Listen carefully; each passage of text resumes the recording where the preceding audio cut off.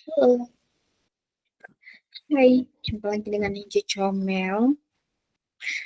Hari ini Ninja akan mengajar adik yang di Makassar. Sulawesi. Bukan Makassar, Sulawesi. Malam ini kami belajar biologi. Menyaksikan.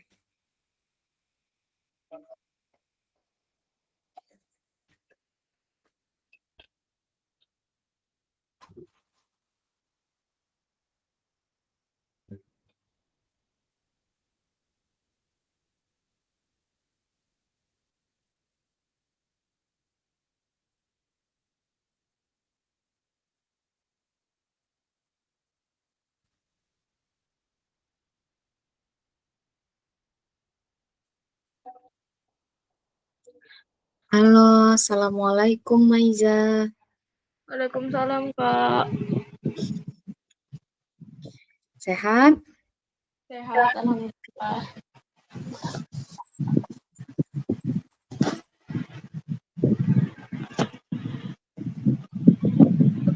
Boleh on cam nggak nih? Tunggu cari ini. Oke.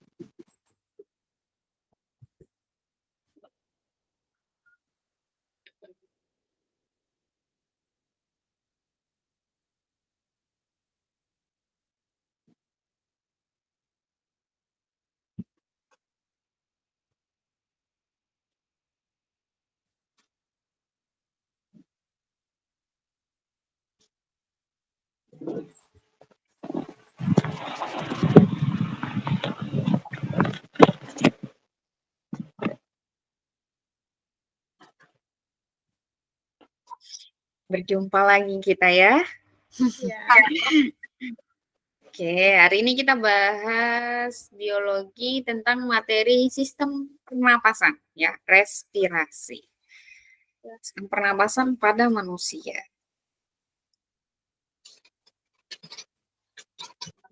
Di sekolah udah mulai ujian kah? Belum. Bulan depan baru. Oh, bulan depan.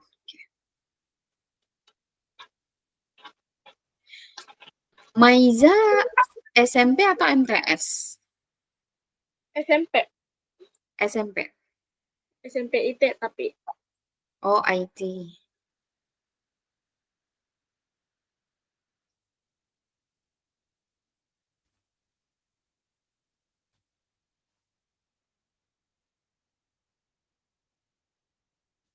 Oke, kakak izin share materi hari ini.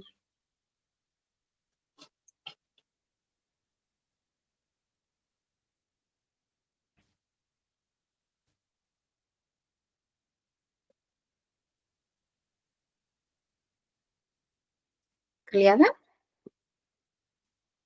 Kelihatan udah. Oke. Kita bahas tentang respirasi, ya, sistem pernapasan terhadap manusia. Mengapa sih pentingnya respirasi untuk manusia? Supaya ngalir terus darahnya. Mengalir terus darahnya. Salah satu fungsi respirasi yang paling utama itu apa sih? Fungsi respirasi yang paling utama. Mm-mm. Ngirup oksigen. Menghirup oksigen, ya. Menghirup oksigen atau udara. Nah, kenapa sih kita harus bernapas? Karena kita perlu yang namanya menghirup oksigen dan mengeluarkan karbon dioksida serta uap air yang fungsinya juga bisa membantu aliran darah yang ada dalam tubuh. Kalau menghirup oksigen, kata lainnya itu adalah inhalasi. Suara kakak kedengaran kan? Kedengaran. Oke. Sedangkan dia mengeluarkan karbon dioksida dan uap air, kata lainnya adalah ekhalasi. Nah, ini fungsi utama dalam respirasi. Selanjutnya ada organ pernapasan. Nah, organ respirasi yang ada di dalam tubuh. Pertama itu adalah hidung, ya. Hidung sebagai menyaringnya udara atau mengatur suhu dan kelembapan. Setelah dari hidung, udara itu atau oksigen itu akan melalui yang namanya tenggorokan. Di tenggorokan itu terdiri dari faring sama laring. Ya. Setelah melalui faring dan laring, dia akan melalui yang namanya trakea atau batang tenggorokan. Setelah melalui batang tenggorokan, akan melalui yang namanya bronkus. Nah, bronkus nanti udara akan masuk ke bronkiolus, masuknya ke dalam paru-paru. Jadi batang tenggorokan itu dia bentuknya seperti cincin tulang rawan dan juga selaput lendir yang bersilia. Kalau paru-paru, di paru-paru kita mempunyai dua paru-paru, ya, paru-paru kanan satu sama paru-paru kiri. Kalau di paru kanan itu dia memiliki 3 gelambir atau 3 pulmo, dan kalau di kiri dia memiliki 2 gelambir, ya. Di paru-paru itu ditutupi oleh yang namanya selaput pleura. Nah, di dalam paru-paru nanti ada yang bentuknya seperti anggul, ya, butiran kecil, bulat-bulat kecil yang bentuknya seperti anggur, itu yang dinamakan alveolus. Jadi alveolus ini tempat pertukaran oksigen dengan karbon dioksida. Nah, untuk lebih detailnya seperti ini gambarnya, ya. Pertama dia melalui hidung. Setelah hidung akan masuk ke faring. Setelah faring melewati epiglotis sama pita suara, masuknya ke laring. Melewati laring, masuknya ke trakea. Habis itu masuk ke bronkus. Setelah itu udara akan masuk atau keluar di diafragma.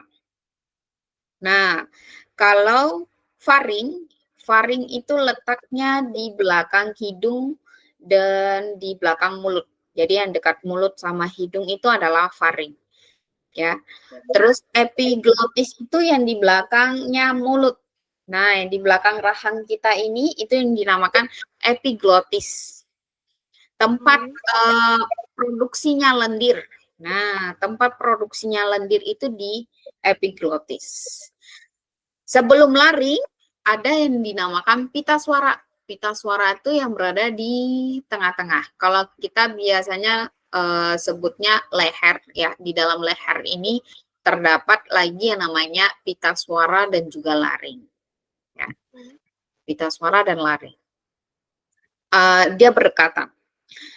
Trakea itu batang tenggorokan. Batang tenggorokan itu berada di sini, di dekat tulang selangka kita, itu dinamakan batang tenggorokan. Jadi batang tenggorokan itu yang menghubungkan faring, laring ke paru-paru, ya. Trakea, batang tenggorokan. Kalau bronkus yang dua cabang aliran itu yang dinamakan bronkus, dua cabang aliran yang masuk ke dalam paru-paru. Nah, kalau ada cabangnya yang kecil-kecil lagi itu namanya bronkiolus. Terus di bronkiolus itu dia terdapat bentuknya seperti anggur atau butiran kecil. Nah, itu dinamakan alveolus. Oke, kita bahas masing-masing per organ. fungsinya apa, sistemnya apa. Nah, kita akan bahas. Gini, aku mau tanya, Oke. buat pembelajarannya kan aku sambil nulis. Mm-mm. Nanti nulisnya mau di akhir atau sambil Kakak jelasin dulu, atau aku setelah Kakak jelasin, aku nulis dulu? Oke. Kalau nulis, sebenarnya kalau nulis untuk kakak nggak masalah ya. Kalau mau ditulis boleh, kalau enggak juga. Tapi kan nanti filenya kakak kirim. Jadi daripada nulis ulang kan, nanti kan Iya. Maiza bisa baca dari file ya. Oh, Nah, ya. biar lebih apa namanya? Hemat waktu gitu ya. Maksimal untuk mendengarkan. Kan kalau menulis butuh waktu yang lama. Ya. Nanti ini langsung kakak kirim selesai dari pembelajaran hari ini. Ya. Oke, kita bahas organ yang pertama itu hidung. Hidung itu tempat berlangsungnya hubungan udara luar. Di dalam hidung itu dia dilengkapi rambut-rambut hidung ya. Di dalam hidung kita itu dilengkapi rambut-rambut hidung. Fungsinya sebagai menyaring partikel debu atau kotoran. Jadi rambutnya hidung itu tidak boleh kita hilangkan. Oke. Berfungsi sebagai menyaring partikel debu sama kotoran supaya debu dan kotoran tidak masuk ke hidung ya. Jadi udara yang kita hirup itu udara yang bagus karena udara yang dari luar yang kita hirup itu kan banyak macamnya ya. Ada yang udara yang udah terkena debu, terus udara yang udah terkena polusi. Nah, jadi itulah fungsi utama dari rambut hidung. Nah, walaupun dalam hidung kita rambut hidungnya itu tidak lebat, tetapi memiliki fungsi yang sangat bagus. Terus ada lagi yang dinamakan selaput lendir.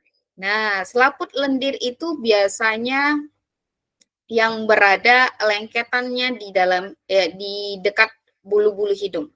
Nah, itu berfungsi sebagai perangkap benda asing yang masuk. Ya, perangkap benda asing yang masuk. Terus ada yang namanya konka. Tahu konka itu letaknya di mana? Konka? Iya, konka. Enggak, baru dengar. Oke. Konka itu nih ya, uh, jalan masuknya di hidung kita ini kan ada 2 lubang nih. Ya. Betul? Ada tengahannya kan? Nah, Ya. tengahannya ini sampai ke dalam itu dinamakan konka. Nah, jadi konka ini mempunyai banyak kapiler darah. Kita bisa ngerasainnya di sini, di tulangnya hidung.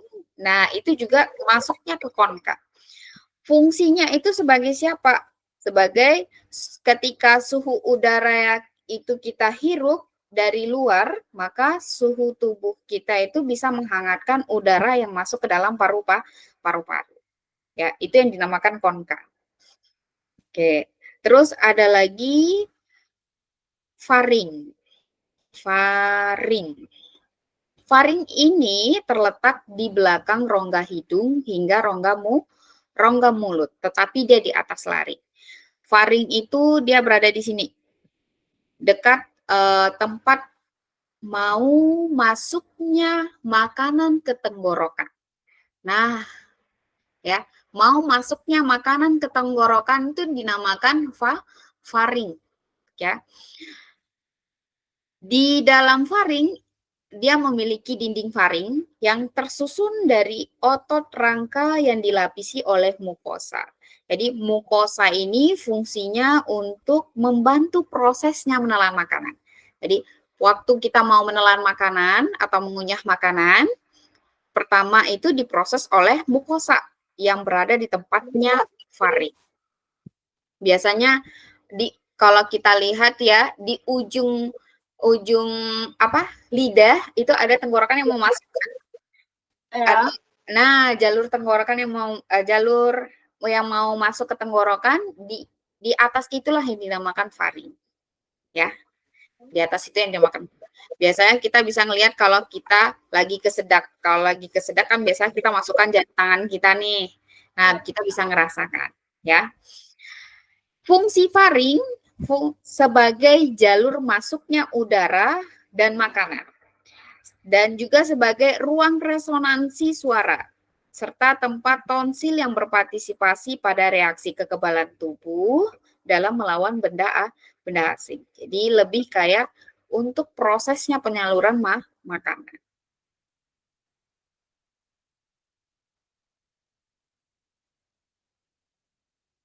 Nah, selanjutnya ada yang namanya laring. Laring ini terdapat selaput suara, ya. Di dalam laring itu dia terdapat selaput suara atau dikatakan epiglotis. Laring ini yang menghubungkan antara faring dengan trakea. Yang biasa kita sebut leher, ya. Kata lainnya itu adalah laring. Nah, di epiglotis dia memiliki tulang rawan. Tulang rawannya itu seperti daun yang dilapisi sel epitel yang berfungsi menutup laring waktu menelan makanan atau minuman. Jadi yang kita keluarkan sekarang itu, pita suara itu yang bergerak atau yang bekerja itu adalah di dekat laring kita.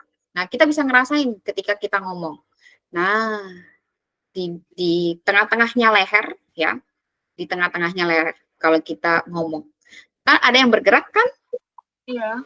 Nah, itulah epiglotis. Di bawah epiglotis itu laring. Ya. Pita suara yang kita getarkan oleh udara yang masuk melalui laring itu akan menghasilkan gelombang suara. Gelombang suara itu dapat diatur dengan cara mengatur kolom udara pada faring, rongga hidung, dan juga mulut. Tinggi rendahnya suara itu bisa diatur tergantung tegangan pita suara. Selanjutnya itu ada organ trakea atau batang tenggorokan. Nah, kalau kita lihat di organ trakea ini, bentuknya tersusun dari cincin-cincin tulang rawan, ya. Dan dia memiliki selaput lender yang terdiri atas jaringan epitelium berselia. Jadi fungsinya itu untuk menyaring benda asing. Trakea ini panjangnya tidak lebih dari 10 sampai 12 cm, lebarnya itu 2 cm. Kata lain trakea, trakea itu kan terletak di depan kerongkongan ya. Kalau kita bilang itu terletak di depan kerongkongan atau kata lainnya adalah esofagus. Ya, esofagus, kerongkongan itu kata lainnya esofagus. Jadi sebagai trakea ini sebagai pipa yang terdiri dari gelang-gelang tulang rawan, ya. Trakea itu dia bercabang, ada 2 cabangnya. Nah, nih, yang 2 cabangnya ini namanya bronkus, ya, yang disebut juga dengan bronkus.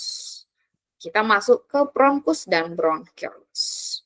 Jadi bronkus itu merupakan percabangan antara trakea. Sedangkan bronchiolus berarti cabang-cabang kecil dari bronkus. Bronkus itu hampir sama dengan trakea, namun dia lebih sempit, ya. Bentuknya seperti tulang rawan, bronkus tidak beraturan karena berseling dengan otot polos. Kalau di bronchiolus itu yang cabang kecil. Ujung bronchiolus itu dia nanti terdapat gelembung-gelembung kecil dan berdinding tipis, itu disebut juga dengan alveolus. Nah, alveolus ini sebagai pembuluh darah kapiler tempat terjadinya difusi O2 dan CO2, ya, tempat terjadinya pertukaran oksigen dan karbon dioksida. Ini untuk organ pernapasan. Kita lanjut ke bentuk pernapasan. Ya, bentuk pernapasan itu ada berapa? Bentuk pernapasan itu ada 2. Oke, apa saja? Lewat hidung dan lewat mulut. Lewat hidung, lewat mulut. Oke. Ya, respirasi itu dia ada 2, yang namanya eksternal dan juga internal. Kalau pernapasan eksternal, berarti pernapasan yang menghembuskan, tempat terjadinya pertukaran gas antara alveolus paru-paru dengan darah pada pembuluh kapiler. Sedangkan respirasi internal itu tempat pertukaran gas antara darah dalam pembuluh kapiler dengan sel-sel atau jaringan tubuh atau respirasi seluler. Biasanya ini terjadi karena tekanan parsial, oksigen dalam kapilernya itu lebih tinggi, ya.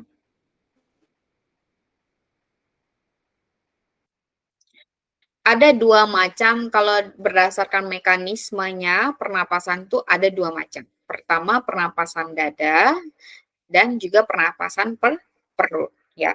Yang membedakan antara pernapasan dada dan perut, ada yang tahu? Ya. Apa bedanya pernapasan dada dan perut? Kalau di perut, kalau pernapasan perut ya di perut. Oke, pernapasan perut di perut. Kalau pernapasan dada? Di paru-paru. Di paru-paru. Oke, ya bisa untuk pembedanya. Pembeda lebih spesifiknya adalah kalau di pernapasan dada yang terjadi gerakan itu adalah tulang-tulang rusuk, ya. Tulang rusuknya berkontraksi. Nah, kalau di pernapasan dada, ya otot-otot antar rusuknya itu berkontraksi atau dikatakan interkostal, ya. Interkostal. Kalau di pernapasan perut berarti dia yang berkontraksi sama beresolasi itu adalah diafragma, ya. Karena di bawah paru-paru itu kan perut kita, kan ada diafragmanya. Jadi pernapasan perut itu terjadi karena otot diafragma. Nah, karena otot diafragma itu yang membedakan antara perut dengan dada, ya. Kalau dada itu memang betul tadi paru-paru, kalau perut memang perut. Tapi ada kata lainnya, ya. Lebih spesifiknya kalau paru-paru berarti yang berkontraksi itu adalah tulang rusuk, otot-otot rusuk. Kalau perut berarti diafragma. Itu yang membedakannya. Nah, seperti ini pernapasan yang dilalui melalui dada, ya. Sama, pernapasan dada itu juga ada 2. Ada inspirasi, ada ekspirasi. Inspirasi berarti sebagai kita menghirup, ya. Ya. Kita menghirup udara. Kalau ekspirasi berarti menghembuskan, ya, mengeluarkan atau menghembuskan. Nah, yang terjadi pertama nih, kita bisa praktek ya. Kalau udara kita hirup, berarti udara masuk dari hidung. Nah, setelah dari yang terjadi apa saat kita hirup? Paru-paru membesar. Paru-paru membesar atau tulang rusuk kita itu terangkat, betul nggak? Nah, tulang rusuk kita terangkat, maka akan terjadinya kontraksi otot antar tulang rusuk. Ya. Terus volume rongga dada jadinya membesar atau paru-paru membesar, ya. Nah, kalau dia menghembuskan atau ekspirasi, tadi kan menghirup, sekarang kita hembuskan. Apa yang terjadi? Kecil, kembali ke bentuk semula. Kembali ke bentuk semula, mengecil, ya. Yang awalnya tulang rusuk itu terangkat, terus setelah kita menghembuskan udara itu, maka tulang rusuknya akan menurun. Nah, tulang rusuk menurun ini yang terjadi adalah otot interkosta atau berelaksasan, ya. Otot interkosta itu tahu tadi apa? Otot apa? Gerakan-gerakan tulang rusuk. Interkosta itu artinya gerakan-gerakan tulang rusuk. Ya. Dan volume rongga dada kita bagaimana ketika kita menghembuskan? Apakah dia besar atau mengecil? Mengecil. Jadi rongga dada kita itu mengecil. Nah, ya, ini untuk pernapasan dada. Selanjutnya ada pernapasan yang melalui perut, ya. Berarti kalau yang melalui perut, berarti dia yang mempengaruhinya siapa? Diafragma. Sama, di pernapasan dada itu juga ada dua pernapasan. Inspirasi sama ekspirasi. Jadi, kalau udara yang masuk, kita ambilnya dari perut ya. Boleh nih, sekalian dipraktikkan. Jadi, udara masuk. Yang terjadi apa? Kalau udara masuk tapi lewat perut. Ya, lewat perut, melalui perut, pernapasan perut. Diafragmanya, diafragma kan? Ya, betul, diafragma. Melebar mungkin. Oke, boleh nih langsung dipraktekkan ya, melalui perut tapi udara masuk, dada kita itu tetap mendatar atau membesar. Mendatar. Dada kita itu dia membesar. Ya. Dari perut, coba. Coba bernapas dari perut. Menghirup udara dari hidung, tapi melalui diafragma. Ya lumayan lah. Nah, ya, dada kita ini membesar, ya. Rongga dada kita membesar. Tetapi yang terjadi di otot diafragma kita, diafragmanya kan jadinya mengecil, ya. Betul nggak? Ah, diafragma mengecil. Rongga dada membesar. Itu kalau pernapasan perut melalui inspirasi. Nah, kalau ekspirasi berarti menghembuskan. Berarti diafragma kita jadinya mengecil atau membesar? Besar. Kebalik, kalau inspirasi dia diafragmanya tetap mendatar, ya. Diafragma tetap mendatar, sedangkan ekspirasi diafragmanya bentuknya melengkung. Nah, kalau melengkung berarti dia mengecil, ya. Terus rongga dada kita pun juga mengecil. Jadi kalau di pernapasan perut yang ekspirasi itu biasanya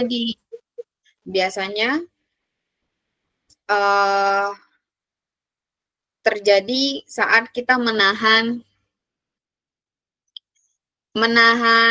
sorry ya Kak, maaf kalau kata Kakak ini menyinggung dengan hal-hal jorok atau kotor ya. Nah, contohnya ekspirasi itu ketika kita menahan ini nih, berak. Nah, yang beraknya susah, biasanya kita melakukan inspirasi sama ekspirasi, betul nggak sih? Ya kan? Perutnya yang kita tahan, diafragmanya yang kita tahan. Jadi diafragma kalau diekspirasi dia itu mendatar, tetapi dada kita membesar. Sedangkan di ekspirasi atau menghembuskan, diafragma kita akan melengkung, ya. Melengkung berarti dia mengecil. Mengecil, terus volume dada kita, rongga dada kita ini juga mengecil. Jadi terjadinya kontraksi, ya. Terjadinya kontraksi. Kalau diafragma itu terjadinya relaksasi. Kalau misalnya di pernafasan yang lewat paru-paru tadi, diafragmanya nggak ikut membesar, nggak ikut mengecil? Enggak. Kalau di paru-paru, di dada ya? Di dada kan? Oke. Kalau di dada yang mempengaruhinya itu adalah tulang rusuk. Tulang rusuk. Ya. Otot-otot rusuk atau rongga dada. Ya. Berarti nggak goyang itu diafragma? Diafragmanya nggak mempengaruhi. Diafragmanya itu tetap. ya, diafragmanya itu dia tetap. Kalau hanya dadanya saja yang menurun sama naik. Boleh langsung dipraktekkan. Apakah perut kita juga ikut bernapas ketika kita bernapas melalui paru-paru? Enggak. Enggak kan? Saat ini kita duduk dengan bernapas. Kita bernapas melalui apa? Paru-paru atau perut? Paru-paru. Paru-paru. Jadi perut kita nggak ngaruh nih. Nah, itu yang membedakan pernapasan dada dengan perut. Jadi kalau perut itu diafragma, kalau dada itu yang otot paru-paru atau otot rusuk. Ya. Jadi kalau di dada diafragma nggak mempengaruhi. Oke.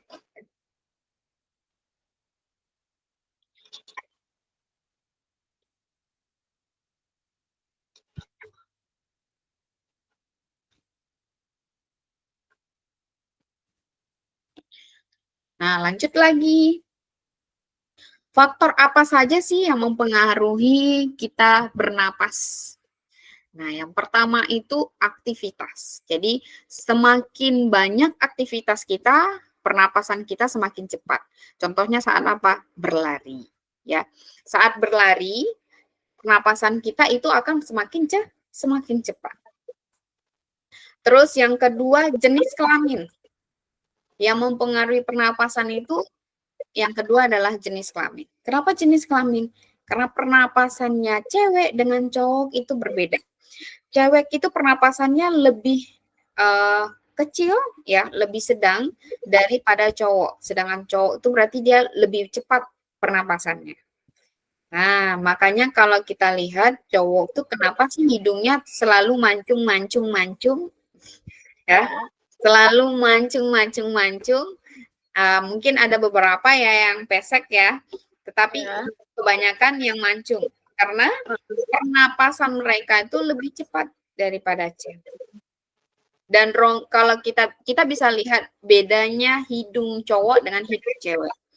Lihat di rongga hidungnya cowok itu kan lebih kecil ya, lebih sempit, betul nggak? Nah, lubangnya itu lebih kecil atau lebih sempit, tetapi dia tinggi. Nah, sedangkan cewek itu lubangnya kecil, tetapi hidungnya pendek. Nah, makanya cowok lebih cepat pernapasannya daripada cewek, ya. Terus ada juga umur. Faktor yang mempengaruhinya adalah umur. Umur itu semakin tua kita, maka pernapasan kita semakin lambat, ya. Yang udah kakek-kakek, nenek-nenek, dia bernapas itu akan semakin lambat. Karena kenapa? Karena fungsi organ tubuhnya seluruhnya itu sudah mulai mengurang, ya.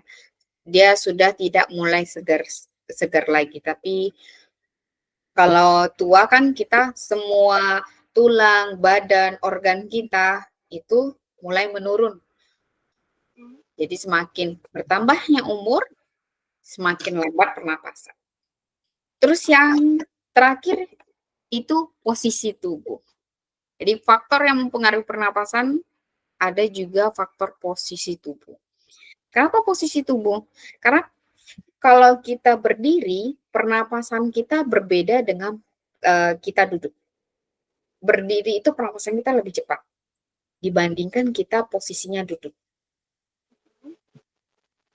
Nanti boleh dipraktikkan. Apakah betul kalau di berdiri pernapasan kita lebih cepat? Sebenarnya benar ya, karena yang kita alami seperti itu. Kenapa dia lebih cepat? Sebab kan kalau berdiri berarti organ pernapasan, ya, organ yang ada di pernapasan itu kan berfungsi. Sedangkan di posisi duduk, organ pernapasannya itu yang berfungsi siapa? Hanya paru-paru. Kalau berdiri kan perut juga berfungsi. Ya. Ya. Habis itu ada kapasitas paru-paru. Nah, di kapasitas paru-paru ini untuk mengukur jenis udara yang masuk. Jadi ada jenis-jenis udara yang masuk itu ada kapasitasnya, ada kisarannya. Nih, atau yang dikatakan kata lainnya adalah volume pernapasan. Ya, pertama itu volume tidal. Kalau volume tidal berarti udara yang dihirup dan dihembuskan dalam keadaan biasa. Biasanya volumenya dalam ukuran 500 cc. cc itu sama juga dengan mili. Jadi 1 cc sama juga 1 mili. Terus yang kedua ada volume cadangan inspirasi atau komplementer ya. Berarti udara yang bisa masuk melalui respirasi itu sebanyak 1.500 cc yang dapat kita hirup. Itu sudah maksimumnya. Kalau biasanya berarti 500 cc. Terus ada volume cadangan ekspirasi. Ekspirasi berarti menghembuskan. Nah, atau kata lainnya suplementer. Berarti udara yang bisa kita hembuskan itu sebanyak 1.500 cc. Dan yang kita hembuskan itu dengan mengerutkan otot perut, secara kuat-kuat. Ya, karena kan kalau kita bernapas, kalau melalui perut kan diafragma perut. Kalau menghembuskan perut kita jadinya membesar ya. Betul nggak? Kalau dari pernapasan perut, otot kita perutnya membesar atau mengecil? Menghembuskan. Kalau dari pernapasan perut, apa nih? Ditarik udaranya masuk. Yang menghembuskan berarti mengeluarkan. Udara yang mengeluarkan. Membesar atau mengecil? Perutnya. Lewat perut nih pernapasan. Bukan diafragma. Diafragma sama perut beda ya. Perut. Diafragma itu yang di bawahnya paru-paru, ya. Di bawahnya paru-paru. Tapi kalau perut itu kan yang buncit ini nih, yang buncit nih. Berarti kalau dihembusin ngecil. Yang mengecil diafragma, betul? Yang mengecil diafragma, tetapi perut kita membesar atau mengecil? Ngecil. Perutnya ayo. Tunggu. Kalau menghirup, perut kita kan terjadinya menipis ya, tipis kan? Menghirup. Kalau menghirup. Menghirup. Menghirup. Apa yang terjadi? Ini lewat perut. Lewat perut pernafasannya. Ya. Lewat perut pernapasannya. Kecuali lewat dada, rasanya perutnya yang ngecil kalau lewat dada. Tapi kalau lewat perut pernapasannya, ya perutnya besar. Yakin kah?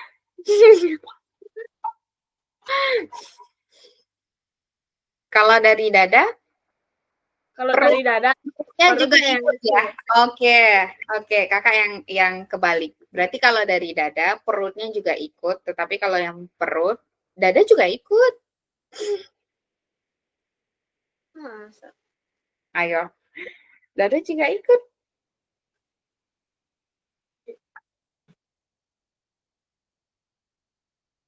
Ya begitulah intinya. Oke, kalau kita menghirup udara melalui perut, kan perutnya berarti kita tahan tuh. Betul nggak? Ya. Perutnya akan menipis, jadi diafragmanya itu akan terangkat. Nah, makanya tadi diafragma itu terangkat karena kenapa? Otot rusuknya atau dada kita, bidang dada kita juga terangkat. Terjadinya kontraksi. Yang perut, bukan diafragma, kakak. Yang hanya perut, bagian luar. Perut bagian luar nih. Nah, kalau yang di dalam memang diafragmanya yang mengecil ya. Tapi yang perutnya kan juga jadinya kecil. Tapi ketika kita menghembuskan, perut kita kan menjadi besar.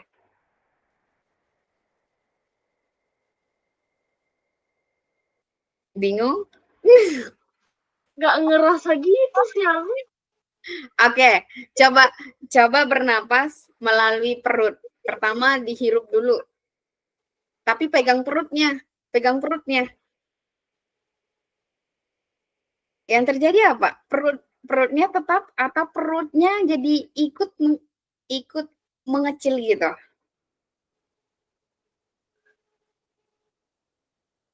Lewat mana sih? Lewat perut kan? Iya, lewat perut. Pernapasan melalui perut.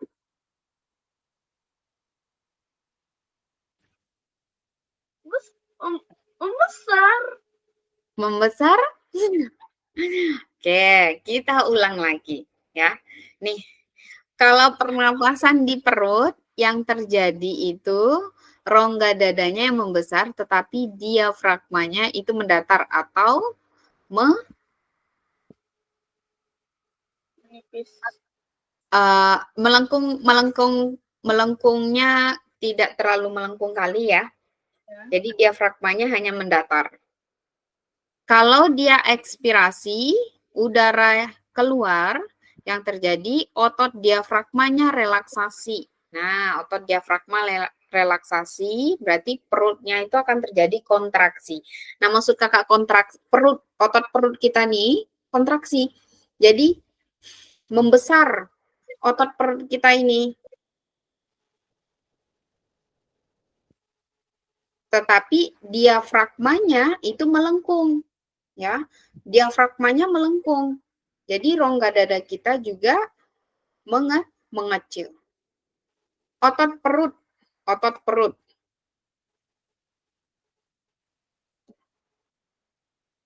Masih dibingungkan?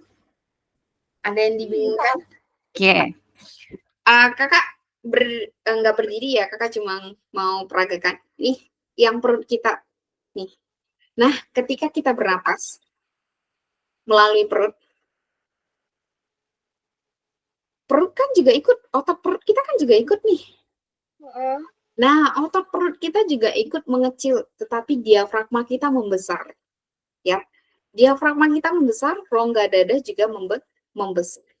Jadi saat kita menghembuskan, tadi kan menghirup ya, otot perut kita juga berkontraksi. Jadi otot perut itu akan membesar. Nah, otot perut membesar, tetapi diafragmanya melengkung, ya, melengkung atau mengecil, sehingga rongga dada kita itu turun. Nah, rongga dadanya juga mengecil. Otot perut, bukan diafragma, otot perut. Oke,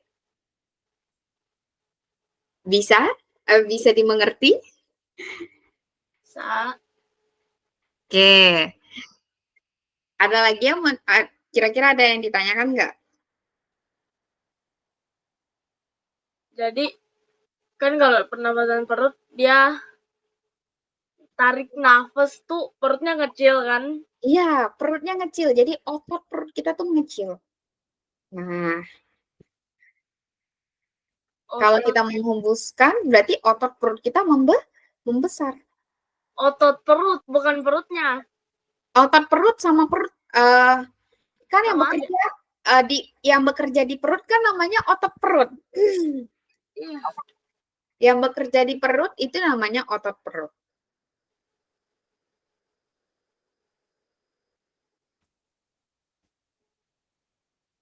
Iya. Betul kan? Nah, makanya tadi Kak bilang kalau kita menghembuskan perut kita jadinya besar. Nah, itu yang Kak maksudkan.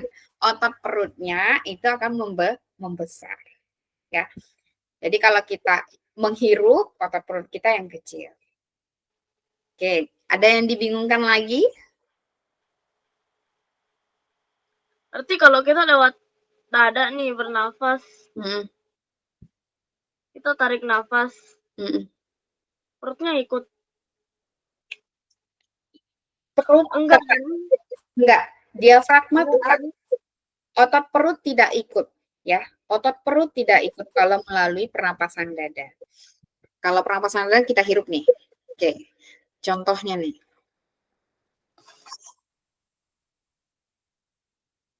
Hanya rongga dada yang mempengaruhi dan diafragma.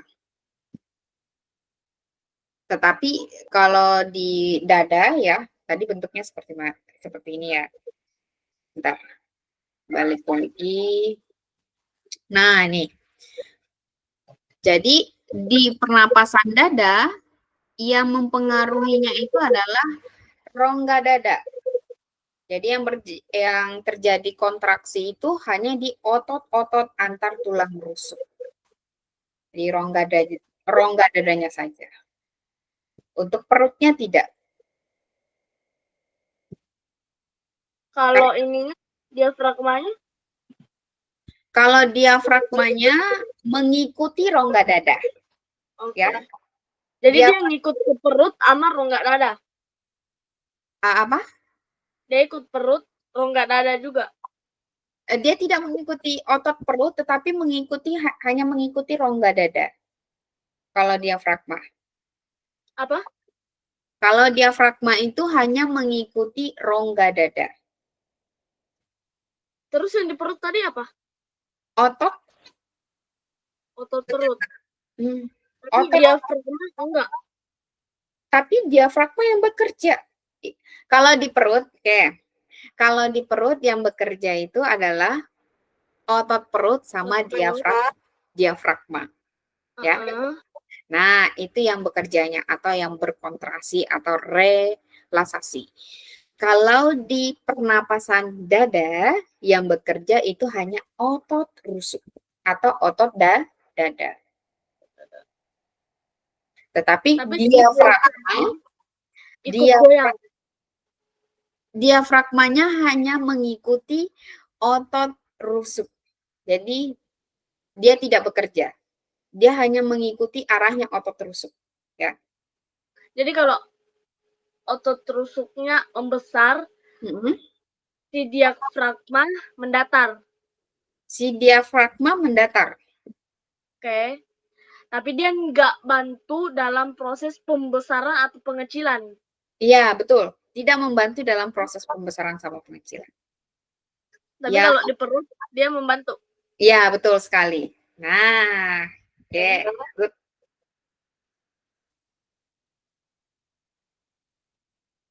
Ada lagi yang dibingungkan?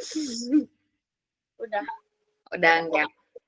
Karena terkadang kita terbalik ya dengan pernapasan dada sama pernapasan perut. Kadang terbalik. Hanya harus betul-betul tahu apa bedanya di dada dan apa bedanya di perut. Ya.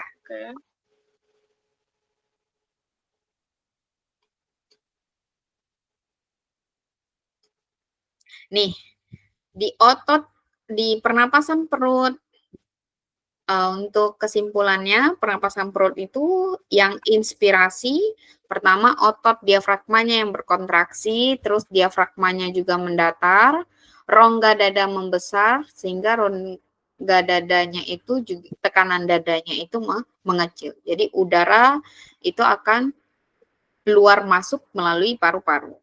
Sedangkan ekspirasi, otot diafragmanya berelaksasi, diafragmanya kembali ke bentuk semula, terus volume rongga dadanya itu mengecil, tekanan di rongga dada membesar, sama udara itu akan keluar melalui paru-paru keluar tubuh. Ya, kalau inspirasi kan masuk ke paru-paru, kalau ekspirasi dari paru-paru keluar tubuh.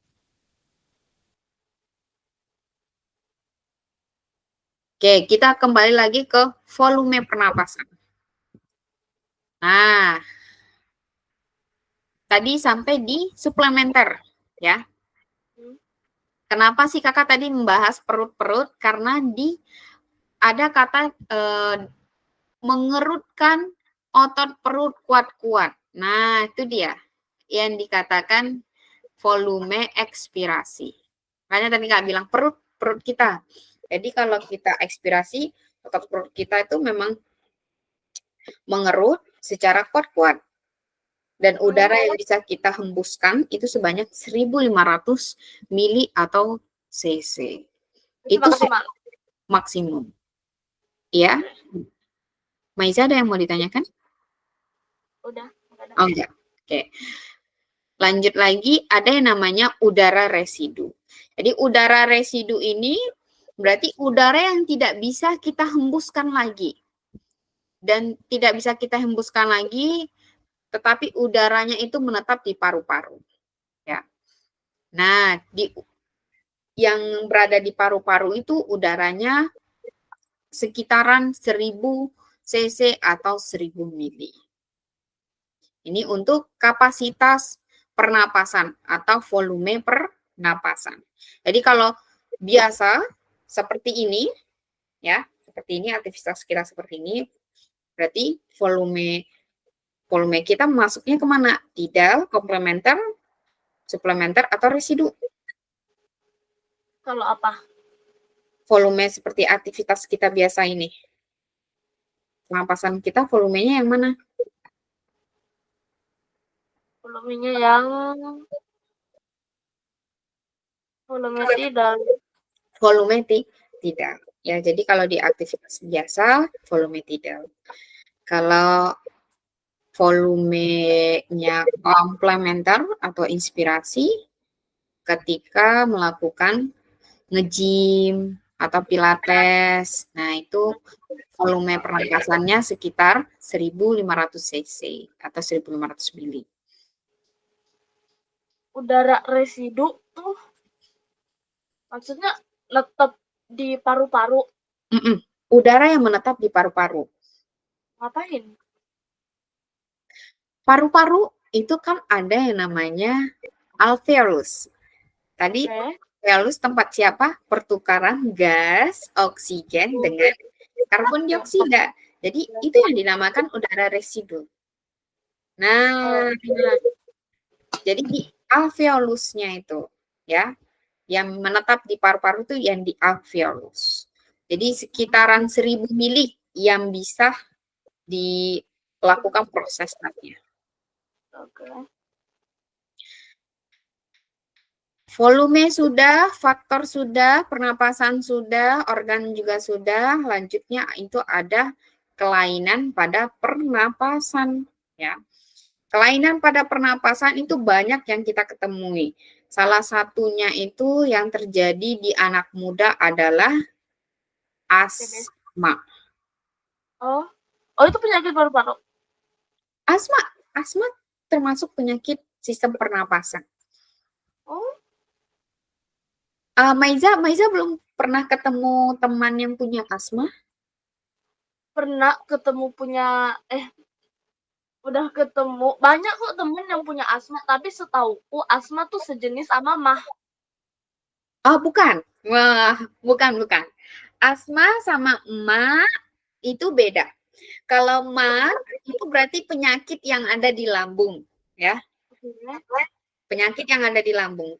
Kenapa timbulnya mah? Karena kita telat makan, jadi cairan asamnya lebih banyak. Nah, makanya itu kelainan yang ada di lambung. Itu mah namanya. Kalau asma itu oksigen. Oh, Jadi yang biasa pakai ini ya? iya, Kayak betul. gitu. Oh, itu asma. Biasanya ada juga yang memakai oksigen bantuan yang kecil, bentuknya kecil. Nah, kakak punya teman penyakitnya asma bawaan, itu udah bawaan dari dia kecil. Jadi ketika dia mendaki atau kelelahan, kecapean, maka asmanya akan timbul. Dan juga kalau dia menghirup udara yang kotor, contohnya kayak menghirup udaranya rokok. Jadi ada orang perokok di samping dia, terus dia hirup, dia langsung asma. Asma tuh keadaan di saat yang gimana? Asma itu keadaan di saat ciri-cirinya itu, bukan ciri-ciri sih, ini faktor ya. Faktornya itu yang mempengaruhi asma, pertama ketika dia menghirup udara yang kotor, ya. Udara yang menghirup udara yang kotor, kayak menghirup udara polusi atau hirupan udara rokok, nah asap rokok ya. Nah, itu nanti akan terjadinya asma. Bagi yang penyakit asma sudah turunan. Terus juga kelelahan atau kecapean. Nah, kalau dia kelelahan, kecapean, yang mempunyai penyakit asma akan timbul. Nah, asmanya Jadi itu asma keadaan susah bernafas gitu, asma. Keadaan susah bernapas. Oke. Jadi dia kalau udah timbul asma, dia akan harus diobati atau ditangani melalui oksigen bantuan. Biasanya itu yang penyakit asma sering bawa botol-botol kecil yang untuk mereka hirup tuh.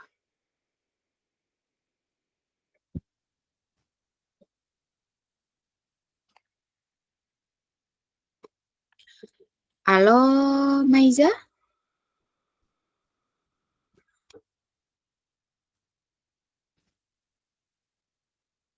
Kedengaran nggak suara kakak?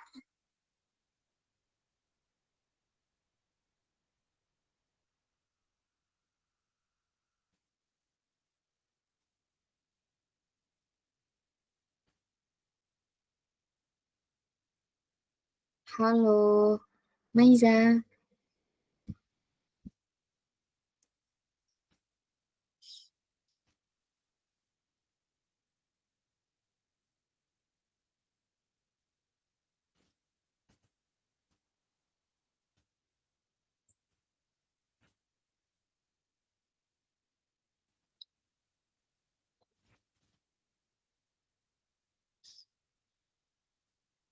Halo?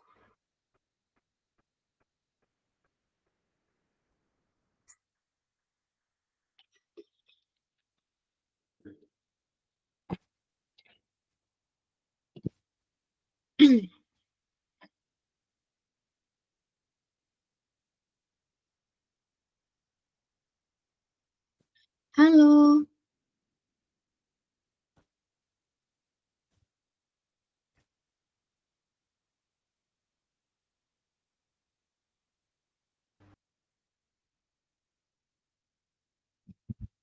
Halo, Maiza?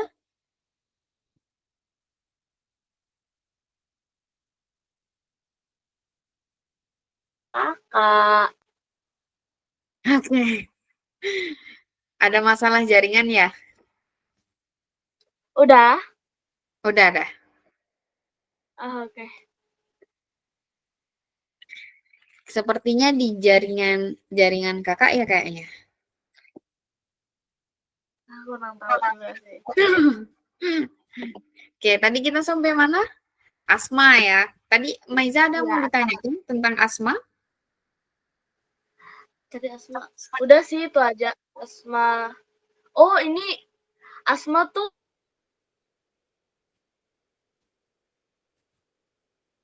Aduh, keluar dia.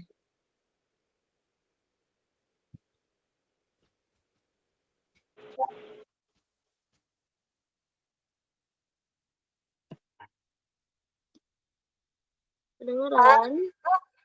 Oke, kedengaran. Ya. Tadi, Tadi aku mau nanya, maaf. asma tuh keadaan eh ada apa ya? Ada cacat gak di paru-paru gitu sampai dia susah bernafas? Oh, kalau cacat itu enggak ya. Kalau di paru-paru bukan. Uh, Kalau cacat itu nanti jatuhnya ke kanker paru-paru bagi perokok. Nah, kalau asma bukan. Asma itu hanya paru-parunya saja yang mengecil. Jalur pernapasan paru-paru yang mengecil. Itu artinya apa? Jalur pernapasan paru-paru yang mengecil itu kan ada trakea sama bronkus. Nah, itu yang mengecil. Oke. Bronkus sama trakeanya yang mengecil. Jadi makanya itu dia bisa menyebabkan asma. Di paru-parunya nggak ada lecet. Kecuali kanker paru-paru yang bagi perokok. Kalau bagi perokok, maka paru-parunya akan lecet. Kan kalau bagi yang merokok, biasanya itu cowok ya, paru-parunya itu akan menghitam kalau Iya. perokok.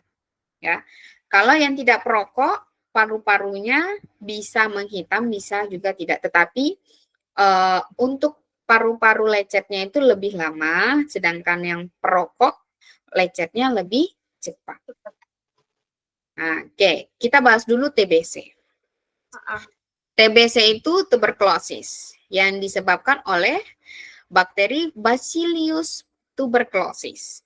Nah, di TBC selain dia menyebabkan radang paru-paru, penyakit ini juga menyebabkan alveolus. Alveolus tadi tempat pertukarannya gas dengan karbon dioksida. Iya, karbon dioksida. Jadi bisa mengandung banyak cairan sehingga terjadinya proses difusi oksigen dan karbon dioksida. Difusi itu apaan? Oke, difusi itu sama dia dengan apa? Pemurnian gitu. Bukan? Difusi itu dia seperti peristiwa perpindahan ya. Perpindahannya mengalirnya oksigen sama karbon dioksida. Jadi yang awalnya dia melalui alveolus kan pertukaran ya. Pertukaran oksigen dengan karbon dioksida. Kalau dia TBC, alveolusnya itu jadi berpindah. Nah, akan terjadi prosesnya berpindah. Berpindah. Jadi bukan sebagai pertukaran gas, tetapi dia berpindah. Alveolusnya berpindah. Bukan alveolus yang berpindah, tetapi oksigen sama karbon dioksidanya. Berpindah. Jadi apanya yang salah dari TBC? Oke, apa yang salah dari TBC? Pertanyaan yang sangat bagus. TBC itu yang salah pertama adalah tadi radang paru-paru. Yang menimbulkan alveolus ya. Alveolus itu kan pertukaran gas. Nah, pertukaran gas sama oksigen. Berarti itu nanti akan jadinya karbon dioksida, CO2 ya. Atau dia membawa pembuluh darah merah atau pembuluh darah kapiler. Di kata lainnya adalah hemoglobin. Oh, hemoglobin, oke. Oke, hemoglobin. Jadi kalau dia terganggu, yang awalnya jadi pertukaran, oksigen sama karbon dioksida itu akan jadi hemoglobin. Hemoglobin, Dia akan berpindah. Berarti berpindahnya itu berpindah fungsi. Jadinya hemoglobin karbon dioksida. Jadi karbon dioksidanya yang harusnya keluar malah nyasar di hemoglobin itu. Dia malah menyatu dengan hemoglobin. Seharusnya dia keluar, dia malah menyatu dengan hemoglobin. Oke. Itu bahaya. Hah? Itu bahaya. Bahaya. Oke. Bahaya sekali, ya. Oke, lanjut lagi ada penyakit kelainan pneumonia. Kalau pneumonia itu disebabkan oleh bakteri, virus, sama jamur. Biasanya terjadinya infeksi. Infeksi ini penyebabnya juga peradangan paru-paru sehingga mengakibatkan cairan tertimbun di alveolus. Ya, pneumonia. Suara kakak macam-macam nggak? Enggak kan? Enggak. Oke. Pneumonia itu salah satu langkah untuk menanganinya. Biasanya itu cairan kuning. Nah, kalau di rongga dada kita atau paru-paru kita itu terdapat cairan, ya, cairan, terus kita sulit bernapas dan ini kita laring kita itu membengkak, itu udah ciri-ciri pneumonia. Nah, cara menanganinya itu dengan disuntik. Jadi jarum suntik itu langsung ditancapkan terus ditarik cairan yang warna kuningnya. Di mana? Di Di dada langsung. Iya, di paru-paru, di paru-paru, di paru-paru, di dada. Biasanya kakak kan orangnya bukan dokter ya, tetapi kakak pernah lihat film dari yang tentang dokter untuk penyakit pneumonia, cara menanganinya seperti itu. Jadi cairan yang tertimbun di alveolus itu cairan warnanya kuning. Ya. Emang kalau gitu bisa langsung sembuh gitu? Pneumonia itu sebenarnya nggak, kalau untuk langsung sembuh, kakak kurang tahu juga ya. Tapi kalau kita lihat dari sebabnya itu adalah bakteri, virus, sama jamur, sembuhnya mungkin butuh beberapa hari. Kalau virus mungkin butuhnya lama ya untuk menyembuhkan virus, betul nggak sih? Iya. Kalau jamur kita bisa butuh waktunya paling minimalnya 4 hari, maksimalnya 7 hari. Kan kalau jamur tuh yang termasuk infeksi biasa. Bakteri juga termasuk infeksi biasa. Kecuali virus. Virus itu infeksi yang paling besar. Setelah itu ada bronkitis. Ya. Bronkitis itu disebabkan oleh peradangan pada dinding bronkus yang disebabkan oleh virus. Biasanya penyakit ini yang menyebabkan batuk berdahak. Jadi orang yang batuknya berdahak itu bronkitis namanya. Bronkitis itu penyakit ini enggak yang berturut-turut. Jadi kayak hari ini tuh dia batuk, itu besoknya enggak, tapi besoknya lagi batuk lagi. Itu bronkitis. Tapi kalau dia tidak mengeluarkan batuk yang berdahak, itu berarti itu hanya gangguan dari tenggorokan. Ya.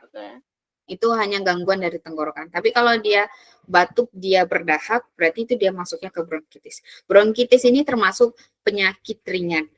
Dia tidak penyakit yang penyakit yang sulit ditangani, bukan. Tetapi dia penyakit ringan.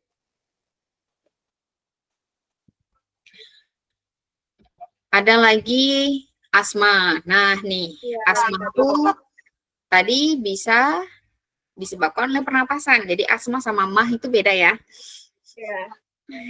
Nah, bisa juga disebabkan oleh alergi. Alerginya banyak, tergantung diri si penyakit asma. Ya. Kalau teman kakak, dia tidak memiliki alergi, cuma hanya penyakit bawaan karena kalau dia hirup udara yang kotor, dia udah asma. Apalagi dia berada di ketinggian terus dingin ya, suhu dingin ya. Kalau suhu dingin, napas kita semakin lama semakin cepat, betul nggak sih? Iya. Nah, suhu dingin, napas kita semakin cepat, terus juga suhu badan kita juga dingin kan? Tidak normal. Nah, itu akan terjadi asma. Ya. Terus ada emfisema. Emfisema ini yang menyebabkan alveolusnya penuh dengan cairan, sehingga menghambat proses difusi oksigen dan karbon dioksida. Ya. Berat gak itu? Kakak belum pernah dengar emfisema, kakak baru tahu ini. Baru tahu dapat materinya emfisema. Tapi kalau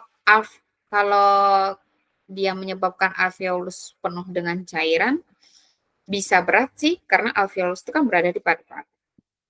Iya. Bisa termasuk penyakit berat. Nah, terakhir itu ada kanker paru-paru. Kanker paru-paru berarti itu disebabkan oleh sel paru-parunya itu tumbuhnya tidak terkendali atau tidak berfungsi lagi. Biasanya jaringan kankernya itu akan mendesak alveolus sehingga dia tidak berfungsi lagi. Nah, ini biasa bisa didapat oleh perokok. Di perokok itu kemungkinan terkena paru-parunya jauh lebih tinggi daripada yang bukan perokok.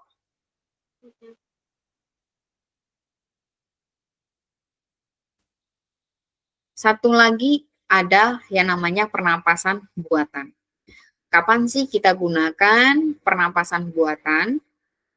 Pernapasan buatan ini kita gunakan saat menolong seseorang ya akibat kecelakaan, bisa pingsan atau tenggelam.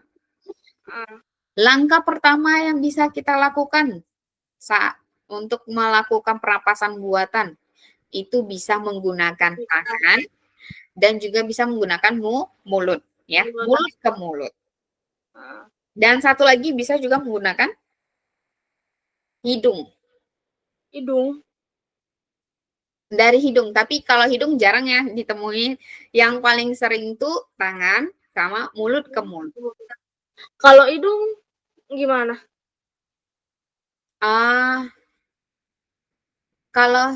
Kalau hidung, kakak lihat dari film-film yang dokter-dokter tuh memang ada yang dari melalui hidung. Mereka menghembuskan. Tapi biasa jarang sih, jarang. Yang paling sering tuh mulut ke mulut sama tangan. Ya. Langkah pertama untuk melakukan CPR atau pernapasan buatan. Berarti kita harus cek dulu korban kita. Cek korban kita, terus kita telentangkan korbannya. Habis itu telapak tangan kita, telapak tangan yang satu kita letakkan di bagian tengah dada. Dan yang satunya lagi di atas telapak tangannya. Nah, kita buat dia sebagai tekanan seperti ini. Nah, fungsinya buat apa? Fungsinya buat apa? Fungsi ini itu untuk memompa paru-paru. Memompa paru-paru. Kan dia menekan dada, ya? Ya. Menekan dada nih. Nah, menekan dada. Jadi kita kalau mau menekannya kan harus bahu dengan siku itu harus sejajar. Jadi fungsinya itu untuk memompa paru-paru. Memompa paru-paru. Supaya paru-parunya bisa berfungsi lagi untuk bernapas. Ya, jadi ada ininya enggak kayak tekanan khususnya gitu? Iya, ada tekanan khususnya. Jadi kalau kita mau menekannya itu kan kalau bahu dengan siku harus sejajar, terus menekannya secara kuat-kuat ya, secara kuat-kuat tetapi nggak terlalu kuat kali, kuat sedang ya, kuat sedang dan cepat.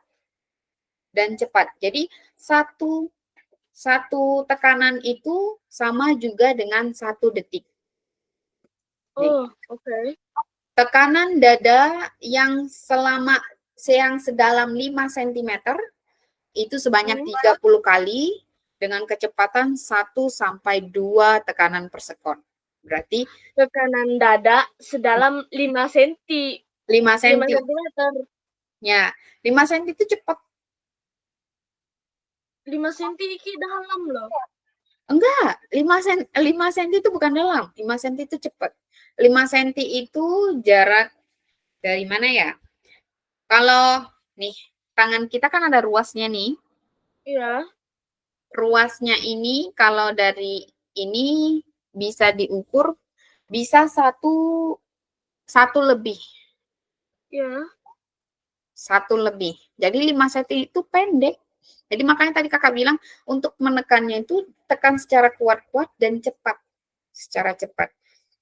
Nah, jadi apa? Enggak. Aku baca tadi. Oke. Jadi 1 sekon atau 1 detik itu bisa sebanyak 30 kali atau bisa juga minimalnya adalah 6 kali. Nah, itu ditekan secara kuat-kuat. Gunakan yang menekan siapa? Tangan, tetapi yang menggunakan energi itu adalah badan kita. Ya. Kalau nanti dia habis itu kita periksa tanda-tandanya apakah korban kita itu bernapas atau tidak, ya. Kalau dia belum bernapas, lanjutkan lagi CPR-nya sampai tenaga medis itu udah datang. Nah, ini kecepatan 100 tekanan itu per menit. Jadi 100 kali tekanan itu dalam 1 menit. 1 menit. 100 kali tekanan itu dalam 1 menit. Kayak tadi Kak bilang, ditekan kuat dan cepat. Iya. Karena kan paru-paru kalau dia sudah berhenti kan dia tidak bergerak. Jadi fungsinya tekanan cepat itu supaya ada terjadinya kontraksi sehingga paru-parunya itu kembali bekerja. Iya. Terus kalau dia dapat bernafas dengan normal, cuma kita belum melihat gerakan dadanya, kita bisa lihat kita bisa dengar napasannya melalui telinga, kita dekatkan ke hidung atau mulut. Ya. Terus bisa juga melakukan pernapasan buatan dengan metode mulut ke mulut. Mulut ke mulut berarti kita yang memberi napas ke korban. Ya kan? Berarti menghembus atau menghirup? Menghembus. Hembus. Betul. Menghembus. Sistemnya menghembus. Oke. Ada yang mau ditanyakan? Nggak ada. Kalau nggak ada, masuk ke latihan soal. Ya. Nanti ini kakak langsung bagikan. Masuk ke latihan soal.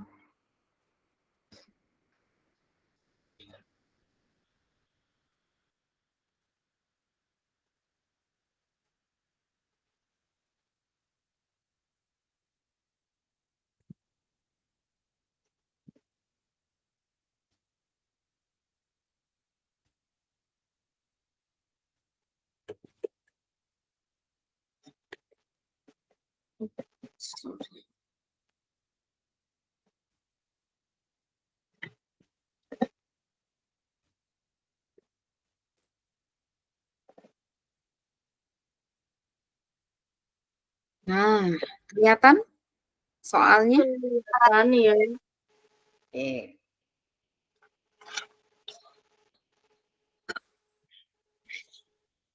Pada gambar alat pernapasan di samping, rambut halus dan selaput lendir itu berfungsi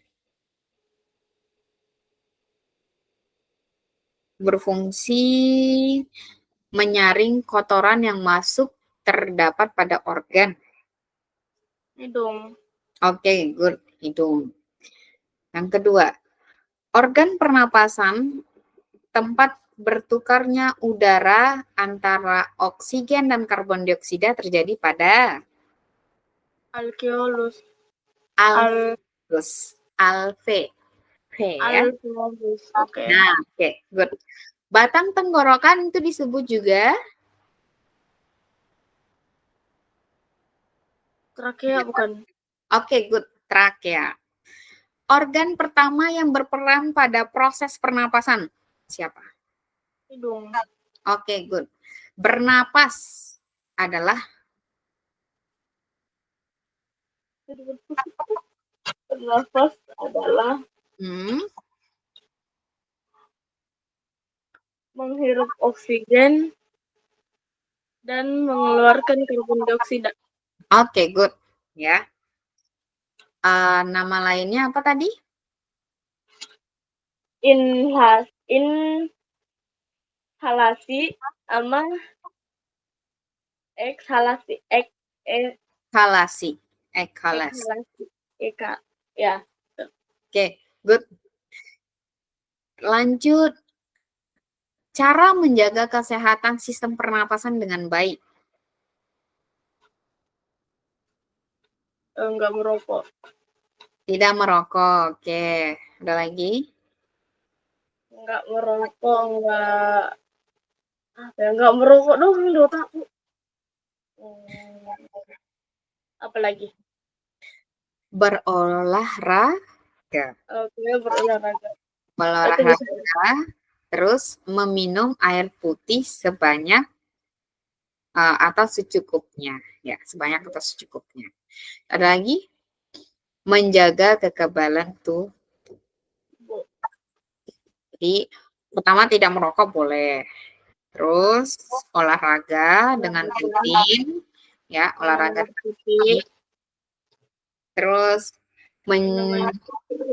meminum air putih sama menjaga kekebalan tubuh. tuh, menjaga kekebalan tubuh. Nomor lanjutnya, jenis-jenis pernapasan. Sebutkan jenis-jenis pernapasan. Jenis pernapasan. Apa ya tadi?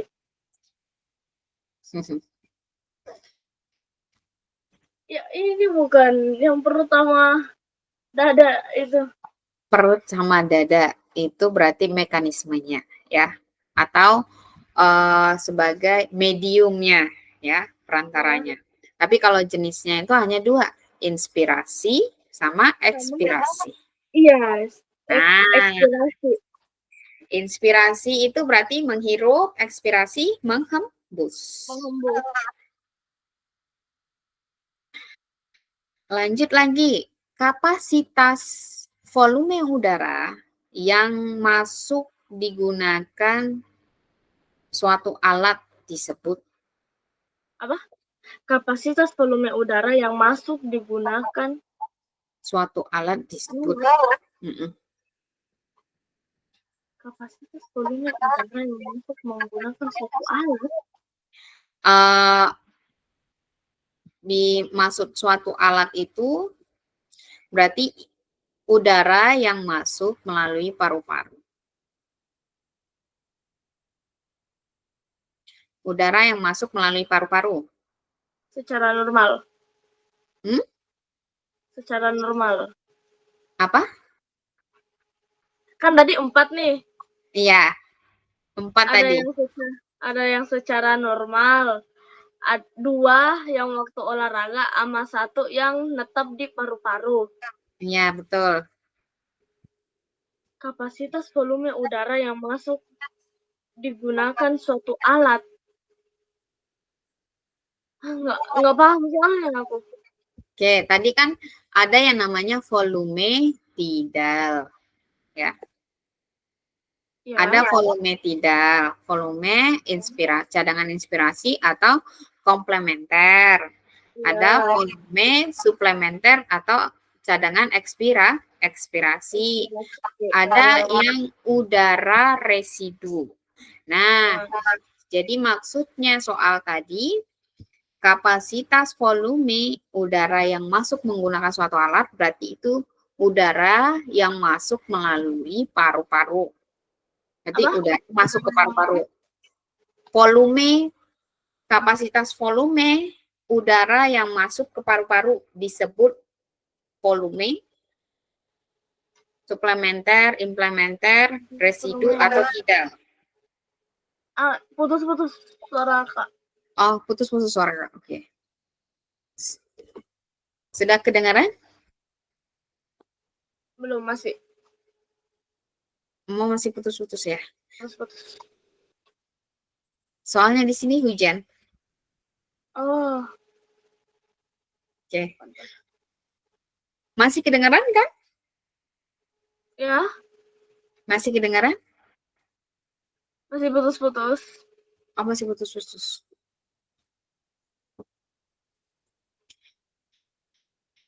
Tunggu ya. Ya.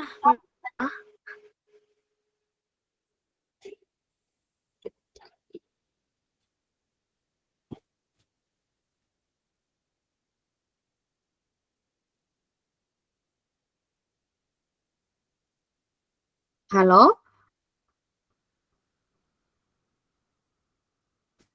Halo? Maiza?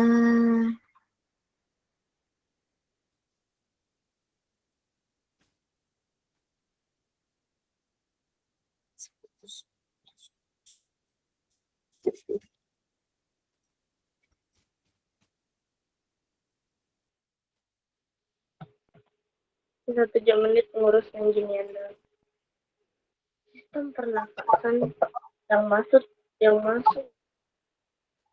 Oke, sudah kedengaran kira-kira suara kakak? Iya. Udah kedengaran? Masih. Masih putus-putus? Aduh, putus-putus aku nggak tahu kakak bilang apa. Oh, oke. Sepertinya jaringannya nih. Iya, jaringan kali.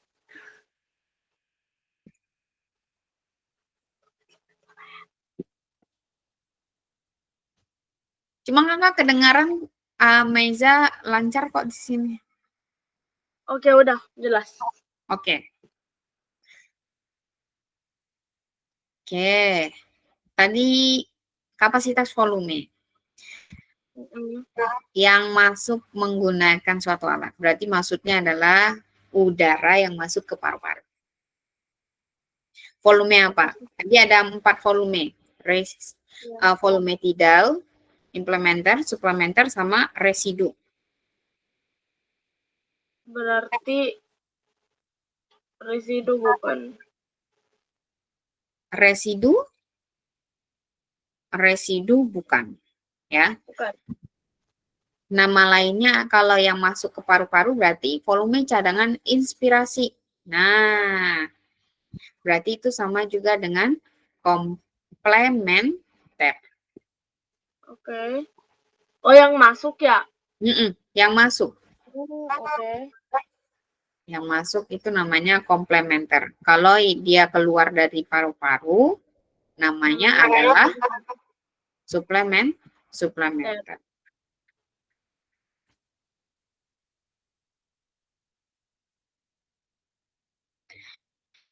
Lanjut lagi.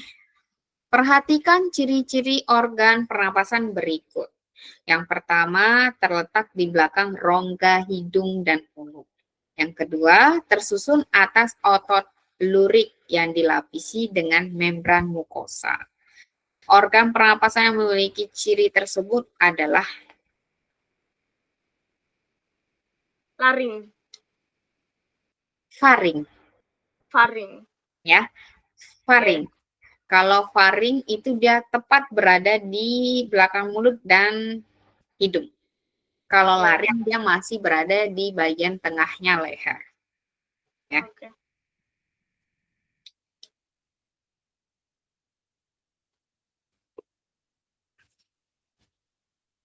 Nah, lagi ketika kamu sedang tidur, kamu bernapas biasa.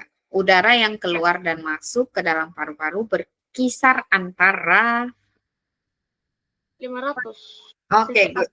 500 cc. Volume udara maksimal yang dapat masuk dan keluar dalam pernapasan disebut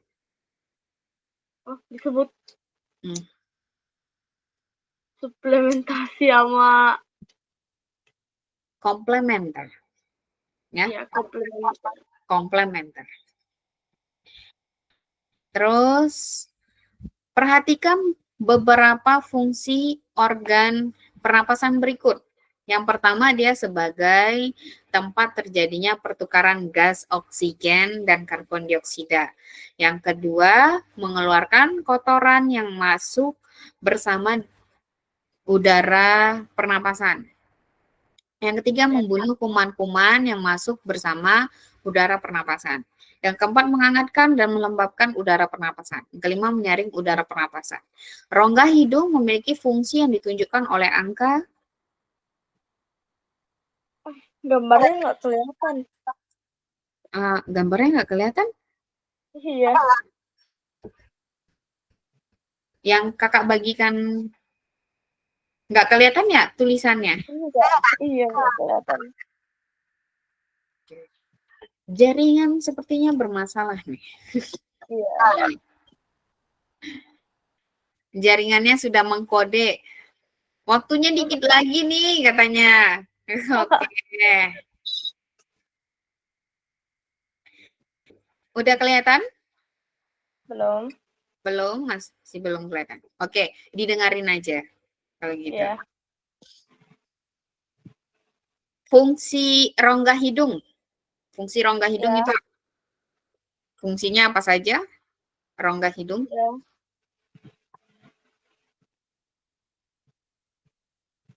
Kalau dia mengeluarkan kotoran yang masuk bersama udara pernapasan, apakah termasuk fungsi rongga hidung? Mengeluarkan udara kotor. Apa tadi? Oh, mengeluarkan udara kotoran yang masuk bersama udara pernapasan. Enggak. Bukan. Bukan? Mengeluarkan Ya, udara mengeluarkan kotor. kotoran yang masuk bersama udara pernapasan. Iya, tugasnya. Oke. Kalau menyaring udara pernapasan? Iya, tugasnya juga. Oke. Kalau menghangatkan dan melembabkan udara pernapasan? Iya. Mengatur suhu kan? Ya betul, fungsi hidung ya. Ya. Kalau membunuh kuman-kuman yang masuk bersama udara pernapasan? Enggak. Nyaring doang kan tugasnya. Ya, tugasnya hanya menyaring, jadi bukan membunuh ya. Ya. Kalau sebagai tempat terjadinya pertukaran gas oksigen dan karbon dioksida? No. Oke.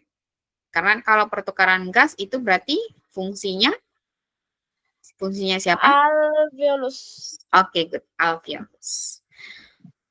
Kita sampai jam berapa? 7:10 ya?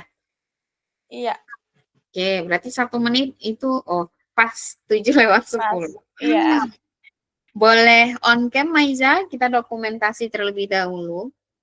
Aduh, jelek banget lagi cahayanya.